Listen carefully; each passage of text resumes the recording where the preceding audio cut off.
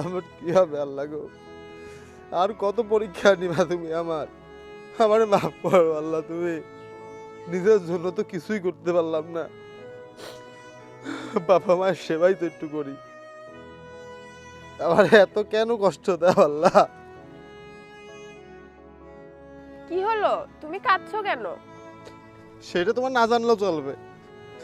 আচ্ছা একটা কথা বলো তো, তুমি আমার কি দেখে ভালোবাসো? আমি গরিব ফকিন্নির জাত, আমার সাথে তোমার কি? আমার মতো তুমি কি পাইছো? না আছে আমার চেহারা, না আছে আমার টাকা পয়সা, না আছে আমার কিছু। আমার সাথে তোমার থাকা লাগবে না, তুমি যাও তো, আমি তোমার বিয়ে করতে পারবো না। এই, ফালতু কথা একদম বলবা না। তোমার আর্থিক দিক দেখে কি আমি তোমাকে ভালোবাসছি নাকি? আর কলেজে যাওনি কেন? আজকে তো রেজাল্ট দিল। দুপুরবেলায় খাইছিলাম না, ক্ষুধা লাগছিল।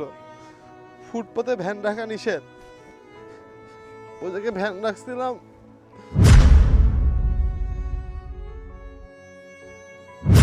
ও আচ্ছা, তাহলে এই ব্যাপার। এই ব্যাপার? তোমার কাছে এই ব্যাপার কিছু মনে হইতেছে না? না, বড় লোকের মেয়ে তো মনে হবে কেন? হ্যাঁ ঠিক, একটা ভ্যান গেছে তো কি হয়েছে, তোমার আর ভ্যান চালানো লাগবে না। তা বললে কিভাবে হবে? কিভাবে চলবো আমি? আমাদের সংসার কিভাবে চালাবো? আমার বাবা মা, আমি কি করবো? আমি কিছু বুঝে উঠতে পারতেছি না। তোমার রেজাল্ট আসছে, তুমি ফার্স্ট ক্লাস পাইছো। আমি বাবাকে তোমার কথা বলেছি, তুমি একদম টেনশন করো না, তোমার চাকরি কনফার্ম। সত্যি বলছো? হ্যাঁ সত্যি বলছি।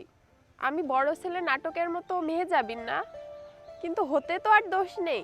আমি চাইলেই তোমাকে টাকা পয়সা দিয়ে হেল্প করতে পারতাম, ভ্যান চালাতে দিতাম না, কিন্তু আমি সেটা করিনি। কারণ জীবনের বাস্তবতা বোঝার জন্য। কষ্ট করেছো, এখন সুখের মুখ দেখবা। চলো তো বাবার কাছে চলো। জানো, আমি না আজ অনেক খুশি। তোমার মতো মেয়ে যদি আমাদের মতো ছেলেদের খুব বড় সাপোর্টের প্রয়োজন না, এরকম একটু সাপোর্ট দিত না, অনেক দূর এগিয়ে যেতাম, অনেক দূর। এই একটু সাপোর্ট একটা ছেলের জীবনে কতখানি যে গুরুত্বপূর্ণ বলার মতো না।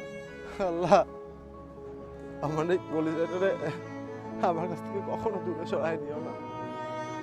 হয়েছে, চলো।